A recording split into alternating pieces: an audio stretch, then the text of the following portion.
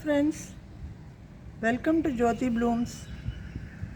இன்றைக்கி வீடியோவில் நம்ம ஒரு ஃபண்டாஸ்டிக் உரம் பார்க்க போகிறோம். அது எதுக்கெல்லாம் கொடுக்கலாம் அப்படின்னா, எல்லா ஃப்ரூட் ட்ரீஸ்க்கும் கொடுக்கலாம்.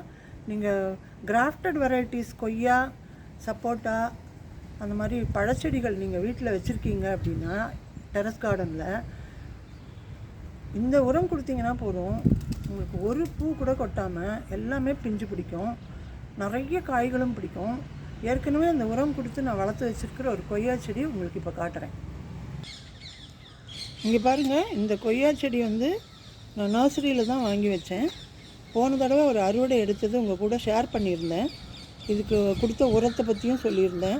இது எப்படி வளர்க்கணுங்கிற டிப்ஸ் எல்லாமே அந்த வீடியோவில் சொல்லியிருந்தேன். இந்த வீடியோவில் நம்ம இந்த மாதிரி பிஞ்சு பிடிக்கிற டைமில், அதாவது பூ பூக்கிற டைமில் இங்கே பாருங்கள் நிறைய பூக்கள் இருக்குது.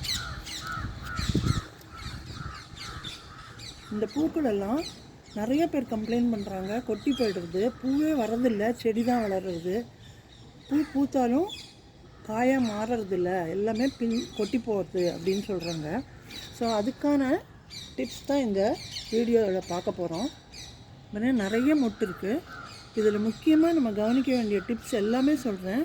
கடைசி வரைக்கும் வீடியோ பாருங்கள். ஸ்கிப் பண்ணிங்கன்னா நிறைய பாயிண்ட்ஸ் மிஸ் பண்ணிடுவீங்க. இது ஒரு கிராஃப்டட் வெரைட்டி தாய் பிங்க் கொய்யா. ரொம்ப பெருசாக காய்கள் இருந்தது, ரொம்ப ஸ்வீட்டாக இருந்தது. சீட்ஸ்லாம் ரொம்ப சின்னதாக இருக்கும், நமக்கு சாப்பிட்றதுக்கு கஷ்டமாக இருக்காது. ஸோ அந்த மாதிரி ஒரு ஸ்வீட் வெரைட்டி இது. இந்த மாதிரி நிறைய வெரைட்டிஸ் உங்களுக்கு நர்சரியில் கிடைக்கிறது இப்போல்லாம். ஸோ கிராஃப்டட் வெரைட்டி வாங்கி நீங்கள் இந்த மாதிரி 2 பிரான்ச்சாவது இருக்க மாதிரி வாங்கிக்கோங்க. அதே மாதிரி இந்த காய் பிடிச்சிருந்ததுன்னா உங்களுக்கு அடையாளமும் தெரியும் எந்த மாதிரி வெரைட்டி அப்படிங்கிறது. வெறும் பூக்கள் மட்டும் இருந்ததுன்னா சில சமயம் அது சீட்லேருந்து வளர்த்ததாக இருக்கும். அப்படி வாங்கினீங்கன்னா உங்களுக்கு மரமாக தான் போகும், உங்களுக்கு காய் சீக்கிரம் பிடிக்காது. இது பாருங்கள், இப்போ இந்த சின்ன பிரான்ச்லேயே 2 காய். இதே மாதிரி தான் போன தடவை ஒரு அறுவடையில் நான் நிறைய காய்கள் எடுத்தேன். ஸோ இது ஃபஸ்ட் கிளாஸ் வெரைட்டி. இந்த மாதிரி மாடி தோட்டத்துக்கு உகந்த வெரைட்டி. இதை எப்படி பராமரிக்கலான்னு பார்க்கலாம். இதுக்கு செடி வாங்கின அப்புறம் நீங்கள் நல்ல பாட்டிங் மிக்ஸ் கொடுத்து ஒரு அளவான தொட்டியில் வைங்க. 12க்கு 12 வைக்கலாம். எடுத்த உடனே பெரிய தொட்டி ட்ரம் கொடுக்கணுங்கிறது இல்லை. ஏன்னா ஒரு வருஷம் வளர்ந்து வந்தப்புறம் அது ரூட் பவுண்ட் ஆனப்புறம் நீங்கள் திரும்ப நல்ல மண் கலவை சேர்த்து தான் நீங்கள் செடியை திரும்ப வைக்கணும். ஒரே மண்ணில் 3 வருஷம் காய்க்கட்டும் நீங்கள் வச்சிட முடியாது.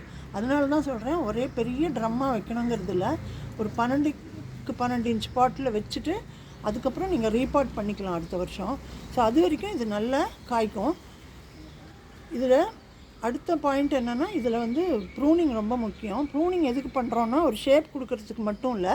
இதோட கட் பண்ணுற இடத்துல இங்கே பாருங்கள், ரெண்டு பிரான்ச்சாக மொட்டு வந்திருக்கு பாருங்கள். இந்த இடத்துல நான் கட் பண்ணி விட்டுருந்தேன்.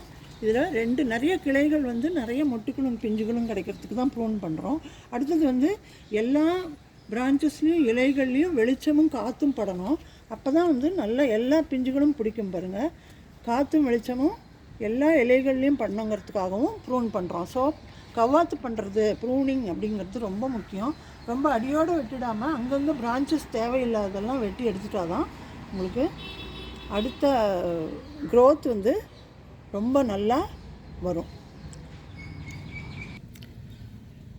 இப்போ இந்த ஸ்டேஜில் பூ பிஞ்சு பிடிக்கிற ஸ்டேஜில் நம்ம இந்த உரம் கொடுத்தோம்னா நிறைய காய்கள் கிடைக்கும். அதே மாதிரி பூக்களும் கொட்டாமல் பிஞ்சாக மாறும். ஸோ அது என்னன்னு பார்க்கலாம். இப்போ கடுகு எடுத்திருக்கேன், நம்ம சமையல் அறையில் இருக்கிற கடுகு தான். இதை ஒரு 2 டீஸ்பூன் தண்ணி ஊற்றி மிக்சியில் அரைச்சிக்கலாம். இங்கே பாருங்கள், அரைச்சி எடுத்துன்னு வந்திருக்கேன். 2 டீஸ்பூன் தான் எடுத்திருக்கேன். ஒரு செடிக்கு தான் நான் கொடுக்க போகிறேன். அது கூடவே நல்ல புளிச்ச மோர்.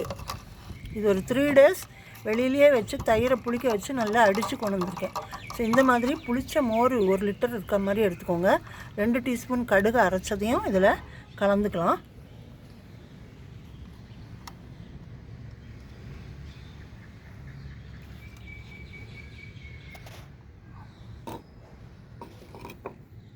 இது ரெண்டையும் நல்லா மிக்ஸ் பண்ணிவிட்டு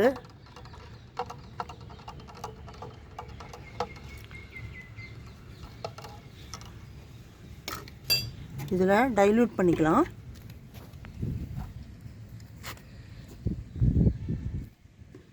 இந்த 1 லிட்டரோட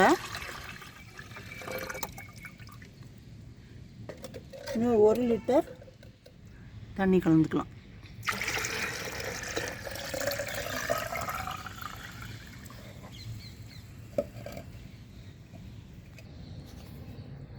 இப்போது இந்த உரத்தை இந்த செடிக்கு ஊற்றி காமிக்கிறேன். பெரிய செடி, பெரிய தொட்டி அப்படிங்கிறதுனால நல்லா 1 மக்கு தாராளமாக ஊற்றலாம். கொஞ்சம் மண் கொஞ்சம் ஈரப்பதமாக இருக்க மாதிரி பார்த்துக்கோங்க. இதை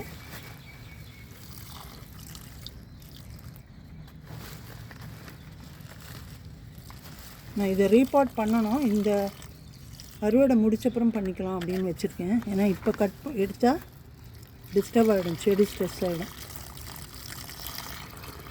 ஸோ இந்த மாதிரி தாராளமாக 1 மக்கு ஊற்றி இந்த உரத்தை கொடுத்தீங்கன்னா